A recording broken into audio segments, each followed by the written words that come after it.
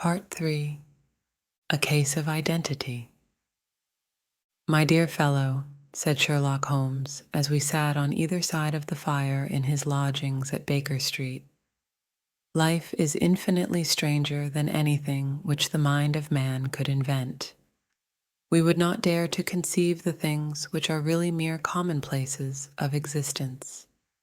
If we could fly out of that window hand in hand, hover over this great city, gently remove the roofs, and peep in at the queer things which are going on, the strange coincidences, the plannings, the cross purposes, the wonderful chains of events working through generations and leading to the most outre results, it would make all fiction with its conventionalities and foreseen conclusions most stale and unprofitable."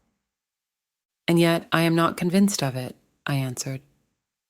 "The cases which come to light in the papers are, as a rule, bald enough and vulgar enough. We have in our police reports realism pushed to its extreme limits, and yet the result is, it must be confessed, neither fascinating nor artistic. A certain selection and discretion must be used in producing a realistic effect," remarked Holmes. "This is wanting in the police report, where more stress is laid, perhaps, upon the platitudes of the magistrate than upon the details, which, to an observer, contain the vital essence of the whole matter. Depend upon it, there is nothing so unnatural as the commonplace." I smiled and shook my head. "I can quite understand your thinking so," I said. "Of course, in your position of unofficial advisor and helper to everybody who is absolutely puzzled, throughout 3 continents, you are brought in contact with all that is strange and bizarre. But here," I picked up the morning paper from the ground, "let us put it to a practical test. Here is the first heading upon which I come: a husband's cruelty to his wife. There is half a column of print, but I know without reading it that it is all perfectly familiar to me. There is, of course, the other woman, the drink, the push, the blow, the bruise, the sympathetic sister or landlady. The crudest of writers could invent nothing more crude. Indeed, your example is an unfortunate one for your argument," said Holmes, taking the paper and glancing his eye down it. "This is the Dundas separation case, and, as it happens, I was engaged in clearing up some small points in connection with it. The husband was a teetotaler, there was no other woman, and the conduct complained of was that he had drifted into the habit of winding up every meal by taking out his false teeth and hurling them at his wife, which, you will allow, is not an action likely to occur to the imagination of the average story teller. Take a pinch of snuff, doctor, and acknowledge that I have scored over you in your example." He held out his snuff-box of old gold, with a great amethyst in the center of the lid. Its splendor was in such contrast to his homely ways and simple life that I could not help commenting upon it. "Ah," said he, "I forgot that I had not seen you for some weeks. It is a little souvenir from the King of Bohemia in return for my assistance in the case of the Irene Adler papers." "And the ring?" I asked, glancing at a remarkable brilliant which sparkled upon his finger. "It was from the reigning family of Holland, though the matter in which I served them was of such delicacy that I cannot confide it even to you, who have been good enough to chronicle 1 or 2 of my little problems." "And have you any on hand just now?" I asked with interest. "Some 10 or 12, but none which present any feature of interest. They are important, you understand, without being interesting. Indeed, I have found that it is usually in unimportant matters that there is a field for the observation, and for the quick analysis of cause and effect which gives the charm to an investigation. The larger crimes are apt to be the simpler, for the bigger the crime, the more obvious, as a rule, is the motive. In these cases, save for one rather intricate matter which has been referred to me from Marseille, there is nothing which presents any features of interest. It is possible, however, that I may have something better before very many minutes are over, for this is one of my clients, or I am much mistaken. He had risen from his chair and was standing between the parted blinds, gazing down into the dull, neutral-tinted London street. Looking over his shoulder, I saw that on the pavement opposite there stood a large woman with a heavy fur boa round her neck, and a large curling red feather in a broad-brimmed hat, which was tilted in a coquettish Duchess of Devonshire fashion over her ear. From under this great panoply, she peeped up in a nervous, hesitating fashion at our windows, while her body oscillated backward and forward, and her fingers fidgeted with her glove buttons. Suddenly, with a plunge, as of the swimmer who leaves the bank, she hurried across the road, and we heard the sharp clang of the bell. "I have seen those symptoms before," said Holmes, throwing his cigarette into the fire. "Oscillation upon the pavement always means an affaire de coeur.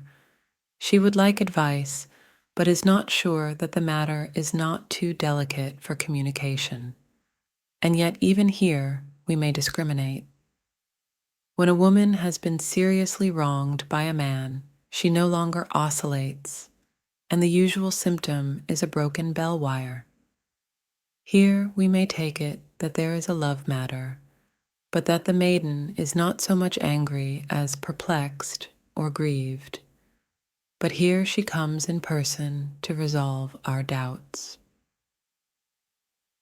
As he spoke, there was a tap at the door, and the boy in buttons entered to announce Miss Mary Sutherland, while the lady herself loomed behind his small black figure like a full-sailed merchantman behind a tiny pilot-boat. Sherlock Holmes welcomed her with the easy courtesy for which he was remarkable, and, having closed the door and bowed her into an armchair, he looked her over in the minute and yet abstracted fashion which was peculiar to him. "Do you not find," he said, "that with your short sight it is a little trying to do so much typewriting?" "I did at first," she answered, "but now I know where the letters are without looking." Then, suddenly realizing the full purport of his words, she gave a violent start and looked up, with fear and astonishment upon her broad, good-humored face. "You've heard about me, Mr. Holmes," she cried. "Else how could you know all that?"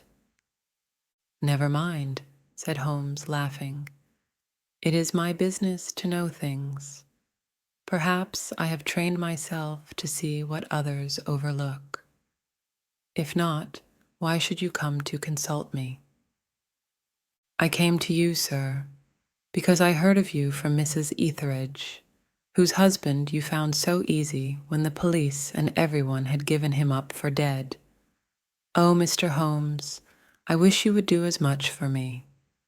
I'm not rich, but still I have 100 a year in my own right, besides the little that I make by the machine, and I would give it all to know what has become of Mr. Hosmer Angel."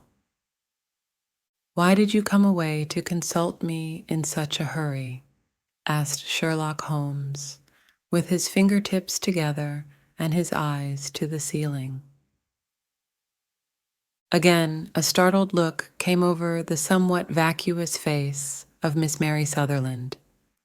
"Yes, I did bang out of the house," she said, "for it made me angry to see the easy way in which Mr. Windibank, that is, my father, took it all. He would not go to the police, and he would not go to you. And so at last, as he would do nothing and kept on saying that there was no harm done, it made me mad, and I just on with my things and came right away to you. Your father, said Holmes. Your stepfather, surely, since the name is different. Yes, my stepfather.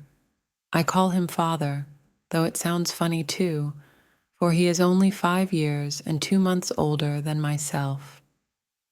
And your mother is alive? Oh yes, mother is alive and well. I wasn't best pleased, Mr. Holmes, when she married again so soon after father's death, and a man who was nearly 15 years younger than herself.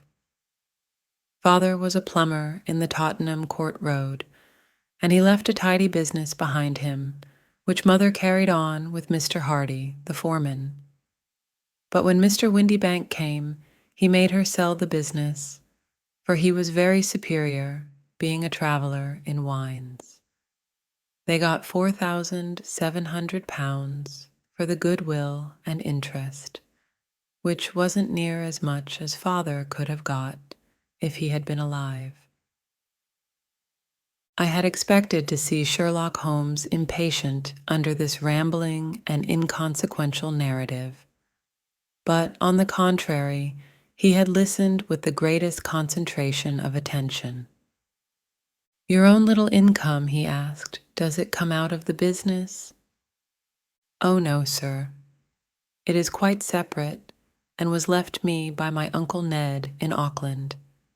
It is in New Zealand stock, paying 4.5%. £2,500 was the amount, but I can only touch the interest. You interest me extremely, said Holmes. And since you draw so large a sum as 100 a year, with what you earn into the bargain, you no doubt travel a little and indulge yourself in every way. I believe that a single lady can get on very nicely upon an income of about £60. I could do with much less than that, Mr. Holmes, but you understand that as long as I live at home, I don't wish to be a burden to them, and so they have the use of the money just while I am staying with them. Of course, that is only just for the time. Mr. Windibank draws my interest every quarter and pays it over to mother, and I find that I can do pretty well with what I earn at typewriting. It brings me 2 pence a sheet, and I can often do from 15 to 20 sheets in a day. You have made your position very clear to me, said Holmes. This is my friend, Dr. Watson, before whom you can speak as freely as before myself. Kindly tell us now all about your connection with Mr. Hosmer Angel. A flush stole over Miss Sutherland's face, and she picked nervously at the fringe of her jacket. I met him first at the gasfitters' ball, she said. They used to send father tickets when he was alive, and then afterwards they remembered us and sent them to mother. Mr. Windibank did not wish us to go. He never did wish us to go anywhere. He would get quite mad if I wanted so much as to join a Sunday school treat. But this time I was set on going, and I would go. For what right had he to prevent? He said the folk were not fit for us to know, when all father's friends were to be there. And he said that I had nothing fit to wear, when I had my purple plush that I had never so much as taken out of the drawer. At last, when nothing else would do, he went off to France upon the business of the firm, but we went, mother and I, with Mr. Hardy, who used to be our foreman, and it was there I met Mr. Hosmer Angel. I suppose, said Holmes, that when Mr. Windibank came back from France, he was very annoyed at your having gone to the ball. Oh, well, he was very good about it. He laughed, I remember, and shrugged his shoulders, and said there was no use denying anything to a woman, for she would have her way. I see. Then at the gasfitter's ball you met, as I understand, a gentleman called Mr. Hosmer Angel. Yes, sir. I met him that night, and he called next day to ask if we had got home all safe. And after that we met him. That is to say, Mr. Holmes, I met him twice for walks. But after that father came back again, and Mr. Hosmer Angel could not come to the house any more. No? Well, you know father didn't like anything of the sort. He wouldn't have any visitors if he could help it, and he used to say that a woman should be happy in her own family circle. But then, as I used to say to mother, a woman wants her own circle to begin with, and I had not got mine yet. But how about Mr. Hosmer Angel? Did he make no attempt to see you? Well, father was going off to France again in a week, and Hosmer wrote and said that it would be safer and better not to see each other until he had gone. We could write in the meantime, and he used to write every day. I took the letters in the morning, so there was no need for father to know. Were you engaged to the gentleman at this time? Oh, yes, Mr. Holmes. We were engaged after the first walk that we took. Hosmer, Mr. Angel, was a cashier in an office in Leadenhall Street, and— What office? That's the worst of it, Mr. Holmes. I don't know. Where did he live then? He slept on the premises. And you don't know his address? No, except that it was Leadenhall Street. Where did you address your letters then? To the Leadenhall Street post office, to be left till called for. He said that if they were sent to the office, he would be chaffed by all the other clerks about having letters from a lady, so I offered to typewrite them, like he did his, but he wouldn't have that, for he said that when I wrote them, they seemed to come from me, but when they were typewritten, he always felt that the machine had come between us. That will just show you how fond he was of me, Mr. Holmes, and the little things that he would think of. It was most suggestive, said Holmes. It has long been an axiom of mine that the little things are infinitely the most important. Can you remember any other little things about Mr. Hosmer Angel? He was a very shy man, Mr. Holmes. He would rather walk with me in the evening than in the daylight, for he said that he hated to be conspicuous. Very retiring and gentlemanly he was. Even his voice was gentle. He'd had the quinsy and swollen glands when he was young, he told me, and it had left him with a weak throat and a hesitating, whispering fashion of speech. He was always well dressed, very neat and plain, but his eyes were weak, just as mine are, and he wore tinted glasses against the glare.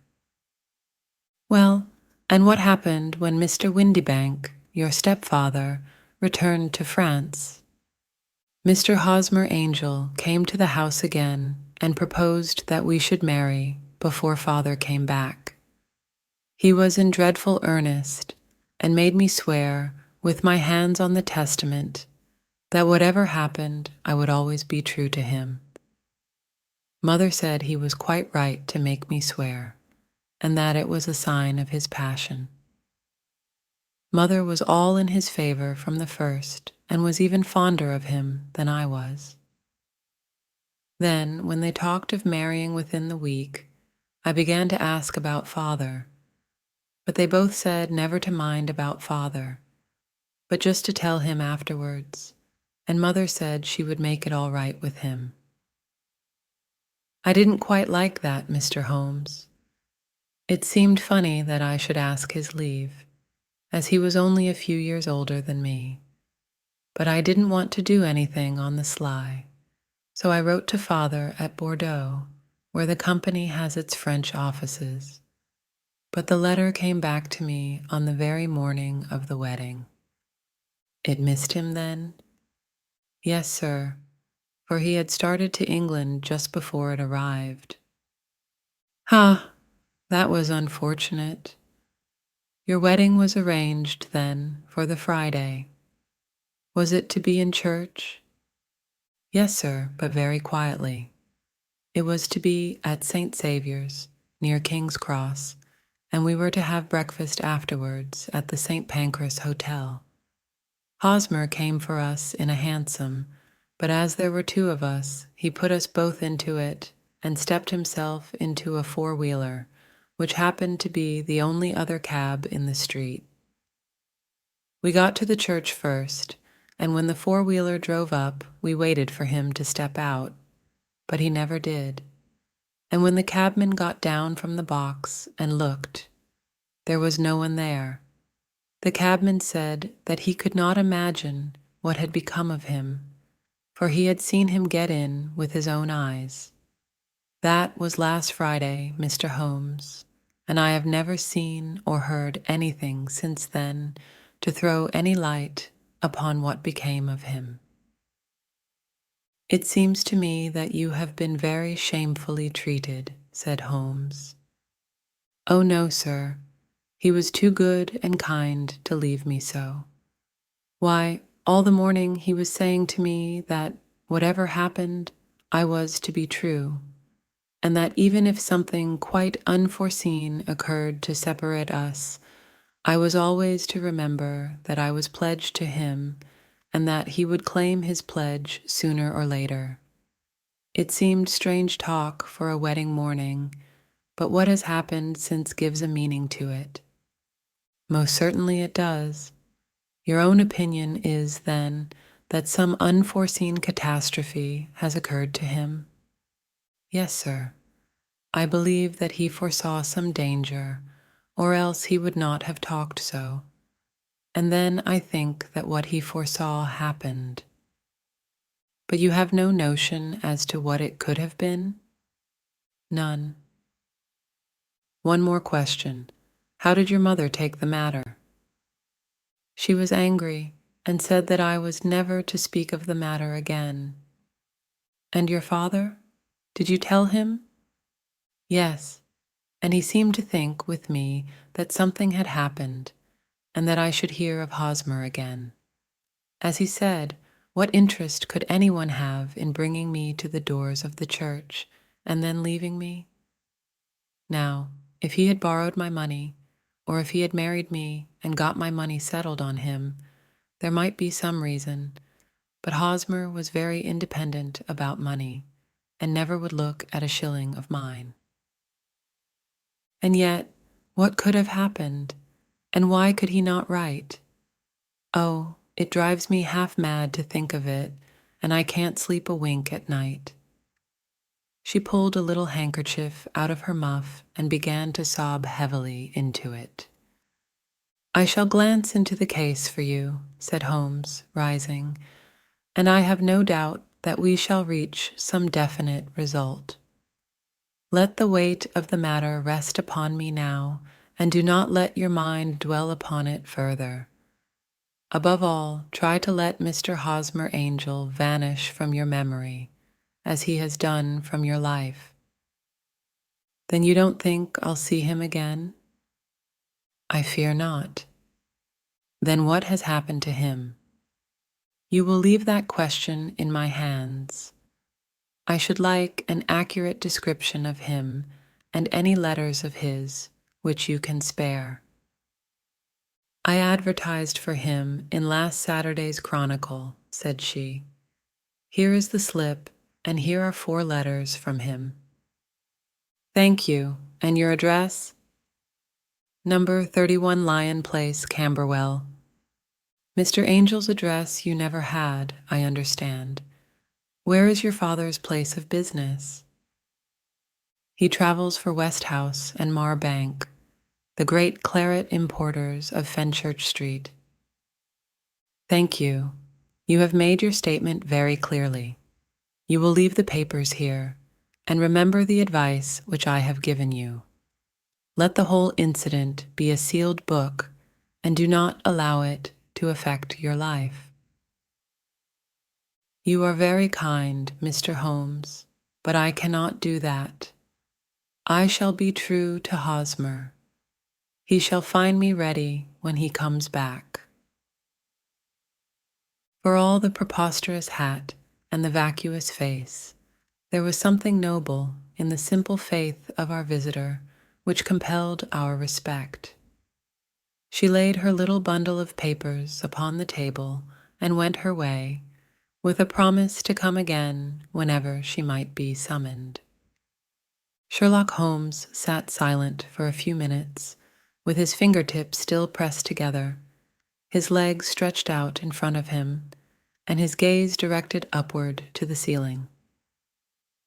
Then he took down from the rack the old and oily clay pipe, which was to him as a counselor, and, having lit it, he leaned back in his chair with the thick blue cloud, wreaths spinning up from him, and a look of infinite languor in his face. "Quite an interesting study, that maiden," he observed. "I found her more interesting than her little problem, which, by the way, is rather a trite one. You will find parallel cases if you consult my index in Andover in '77, and there was something of the sort at The Hague last year. Old as is the idea, however, there were one or two details which were new to me, but the maiden herself was most instructive. You appeared to read a good deal upon her, which was quite invisible to me," I remarked. "Not invisible, but unnoticed, Watson. You did not know where to look, and so you missed all that was important. I can never bring you to realize the importance of sleeves, the suggestiveness of thumb, nails, or the great issues that may hang from a boot, lace. Now, what did you gather from that woman's appearance? Describe it." "Well, she had a slate-colored, broad-brimmed straw hat with a feather of a brickish red. Her jacket was black, with black beads sewn upon it, and a fringe of little black jet ornaments. Her dress was brown, rather darker than coffee color, with a little purple plush at the neck and sleeves. Her gloves were grayish and were worn through at the right forefinger. Her boots I didn't observe. She had small round, hanging gold earrings, and a general air of being fairly well-to-do in a vulgar, comfortable, easy-going way." Sherlock Holmes clapped his hands softly together and chuckled. "Upon my word, Watson, you are coming along wonderfully. You have really done very well indeed.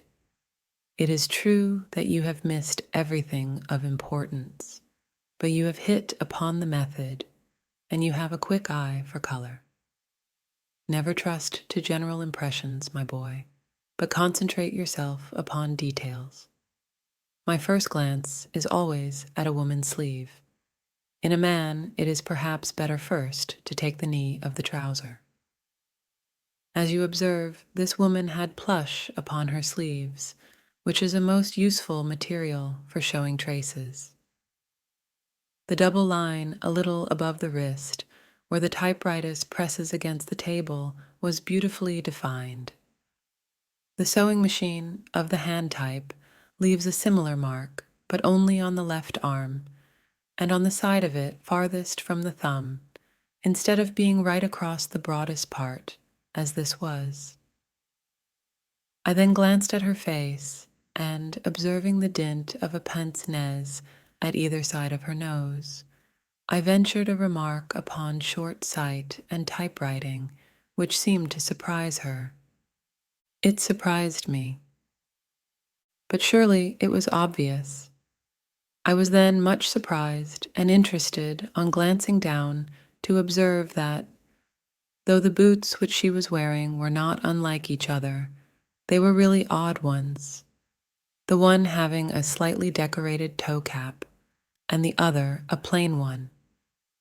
One was buttoned only in the 2 lower buttons out of 5, and the other at the 1st, 3rd, and 5th.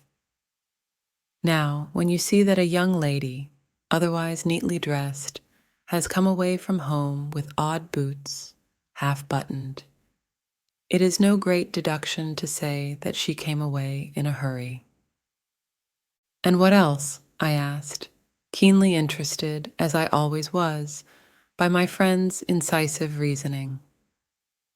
I noted, in passing, that she had written a note before leaving home, but after being fully dressed.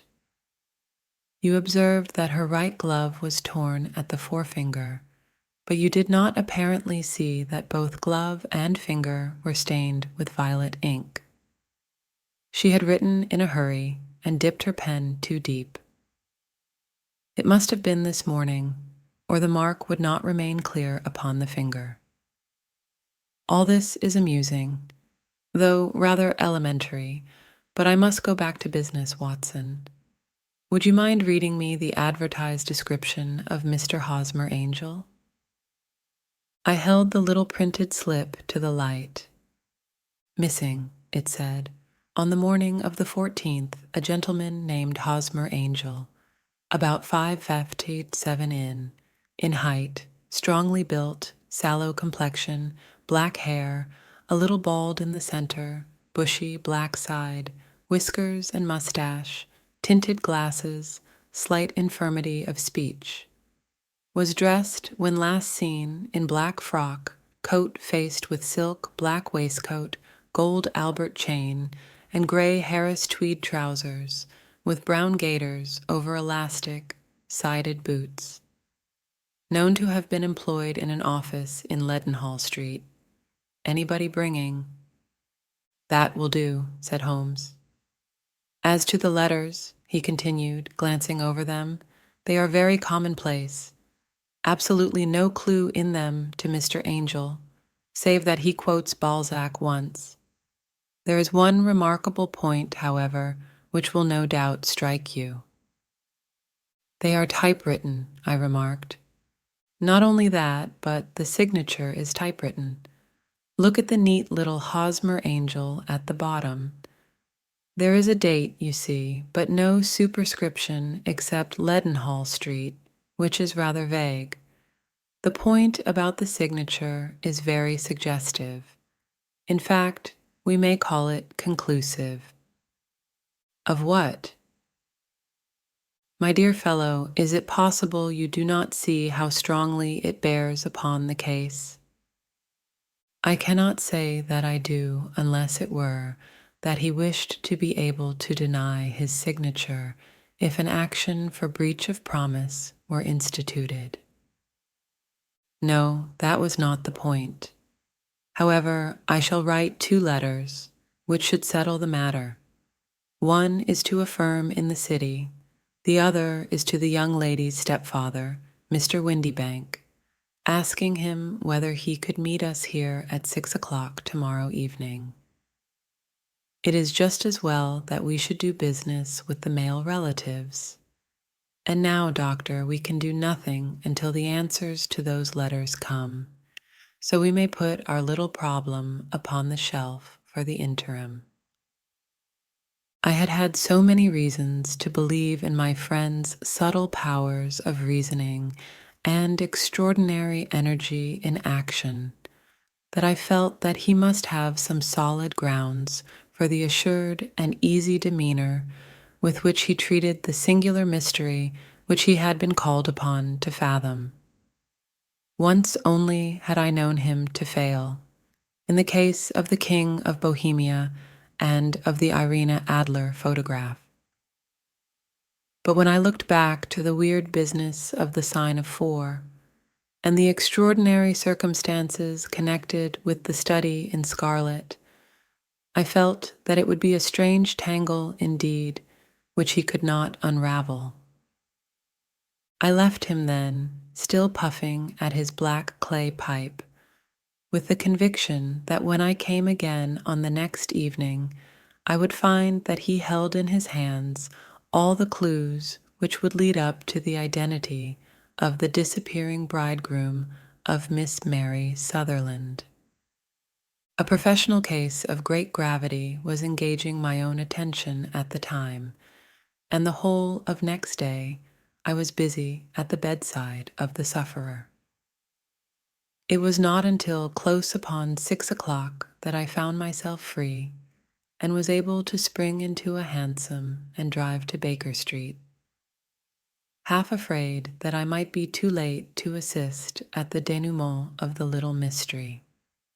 I found Sherlock Holmes alone, however, half asleep, with his long, thin form curled up in the recesses of his armchair. A formidable array of bottles and test tubes, with the pungent, cleanly smell of hydrochloric acid, told me that he had spent his day in the chemical work which was so dear to him. "Well, have you solved it?" I asked as I entered. "Yes, it was the bisulfate of baryta." "No, no, the mystery," I cried. "Oh, that. I thought of the salt that I have been working upon. There was never any mystery in the matter, though, as I said yesterday, some of the details are of interest. The only drawback is that there is no law, I fear, that can touch the scoundrel. Who was he, then, and what was his object in deserting Miss Sutherland?" The question was hardly out of my mouth, and Holmes had not yet opened his lips to reply when we heard a heavy footfall in the passage and a tap at the door. "This is the girl's stepfather, Mr. James Windibank," said Holmes. "He has written to me to say that he would be here at 6. Come in." The man who entered was a sturdy, middle-sized fellow, some 30 years of age, clean-shaven and sallow-skinned, with a bland, insinuating manner and a pair of wonderfully sharp and penetrating gray eyes. He shot a questioning glance at each of us, placed his shiny top hat upon the sideboard, and with a slight bow sidled down into the nearest chair. "Good evening, Mr. James Windibank," said Holmes. "I think that this typewritten letter is from you, in which you made an appointment with me for 6 o'clock. "Yes, sir. I am afraid that I am a little late, but I am not quite my own master, you know. I am sorry that Miss Sutherland has troubled you about this little matter, for I think it is far better not to wash linen of the sort in public." It was quite against my wishes that she came, but she is a very excitable, impulsive girl, as you may have noticed, and she is not easily controlled when she has made up her mind on a point. Of course, I did not mind you so much, as you are not connected with the official police, but it is not pleasant to have a family misfortune like this noised abroad. Besides, it is a useless expense, for how could you possibly find this Hosmer Angel?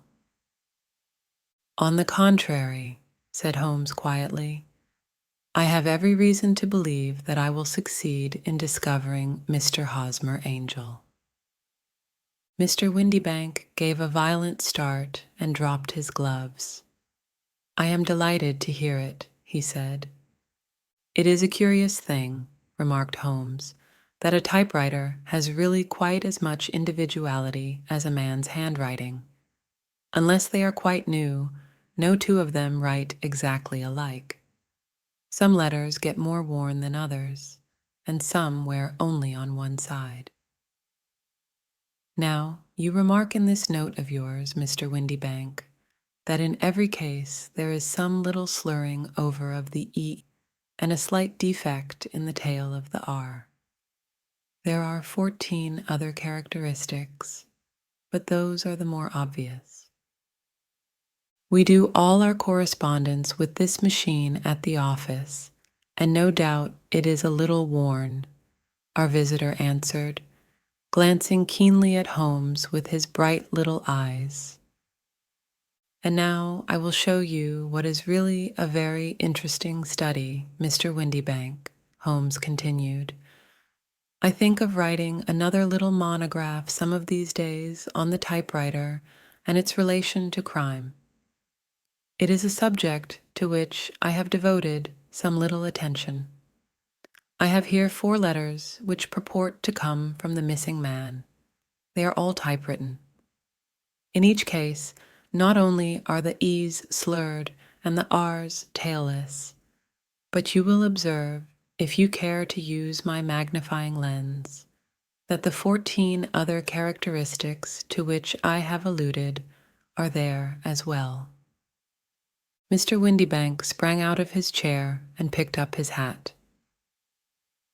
"I cannot waste time over this sort of fantastic talk, Mr. Holmes," he said. "If you can catch the man, catch him, and let me know when you have done it." "Certainly," said Holmes, stepping over and turning the key in the door.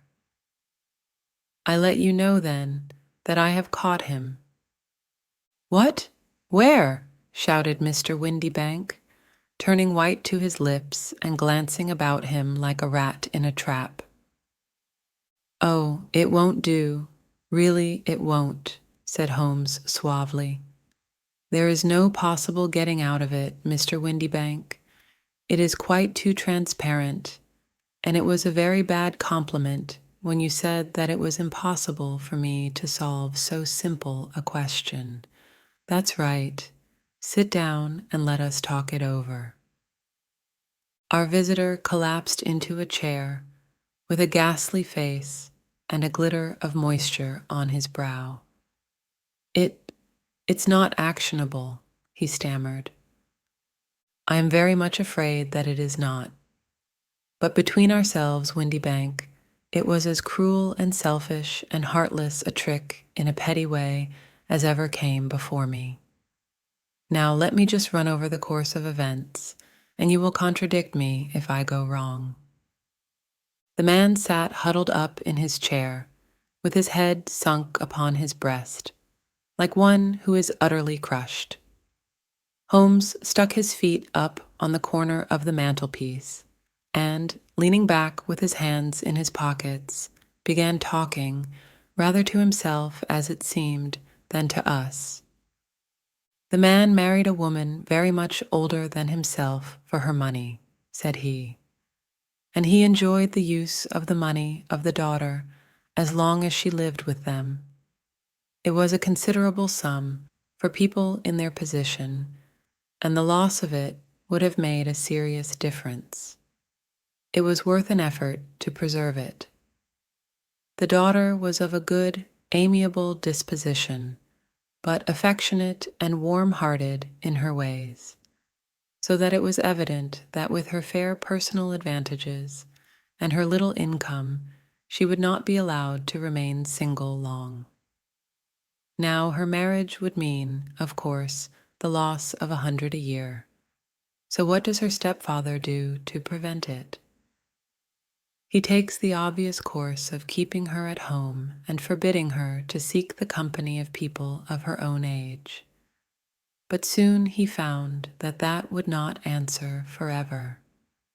She became restive, insisted upon her rights, and finally announced her positive intention of going to a certain ball. What does her clever stepfather do then? He conceives an idea more creditable to his head than to his heart. With the connivance and assistance of his wife, he disguised himself, covered those keen eyes with tinted glasses, masked the face with a mustache and a pair of bushy whiskers, sunk that clear voice into an insinuating whisper, and doubly secure on account of the girl's short sight, he appears as Mr. Hosmer Angel, and keeps off other lovers by making love himself. "It was only a joke at first," groaned our visitor. "We never thought that she would have been so carried away." "Very likely not. However that may be, the young lady was very decidedly carried away, and, having quite made up her mind that her stepfather was in France, the suspicion of treachery never for an instant entered her mind. She was flattered by the gentleman's attentions, and the effect was increased by the loudly expressed admiration of her mother. Then Mr. Angel began to call, for it was obvious that the matter should be pushed as far as it would go if a real effect were to be produced. There were meetings and an engagement which would finally secure the girl's affections from turning towards anyone else. But the deception could not be kept up forever. These pretended journeys to France were rather cumbrous. The thing to do was clearly to bring the business to an end in such a dramatic manner that it would leave a permanent impression upon the young lady's mind and prevent her from looking upon any other suitor for some time to come. Hence those vows of fidelity exacted upon a testament, and hence also the allusions to a possibility of something happening on the very morning of the wedding.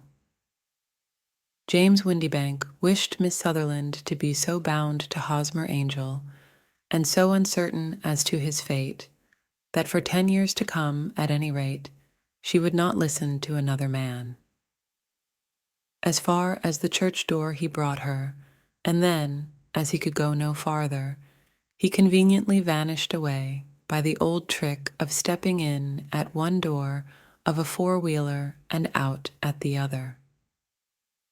I think that was the chain of events, Mr. Windibank.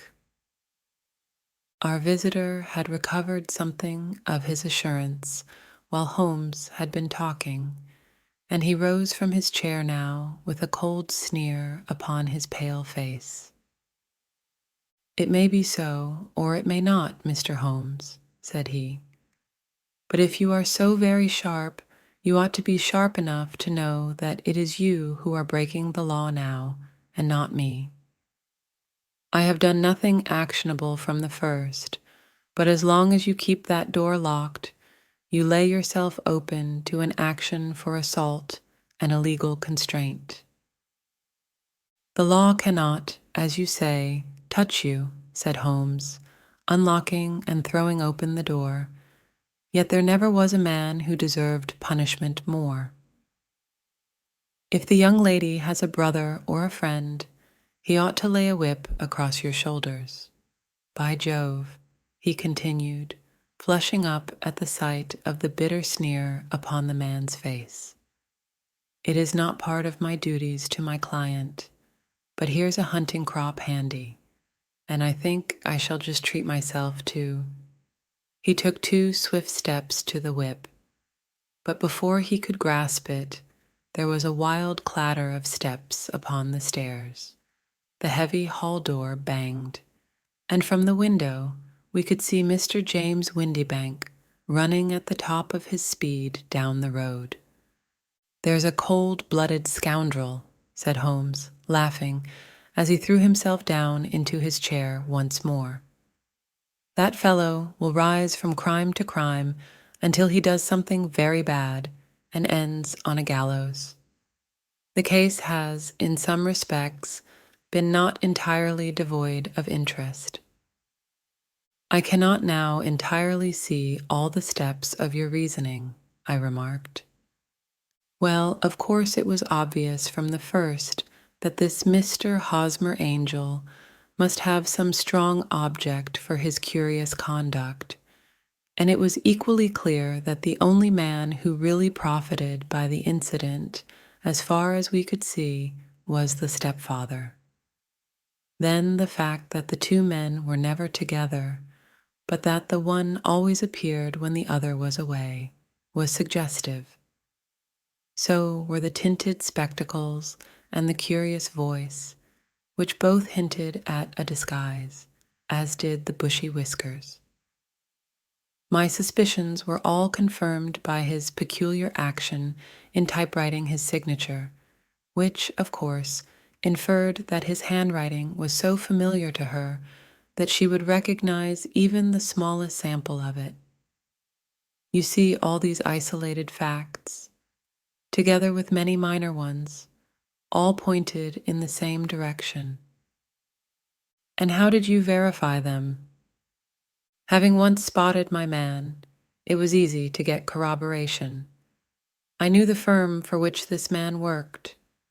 Having taken the printed description, I eliminated everything from it which could be the result of a disguise: the whiskers, the glasses, the voice, and I sent it to the firm with a request that they would inform me whether it answered to the description of any of their travelers. I had already noticed the peculiarities of the typewriter, and I wrote to the man himself at his business address, asking him if he would come here. As I expected, his reply was typewritten and revealed the same trivial but characteristic defects. The same post brought me a letter from Westhouse and Marbank of Fenchurch Street to say that the description tallied in every respect with that of their employé, James Windibank. Voilà tout.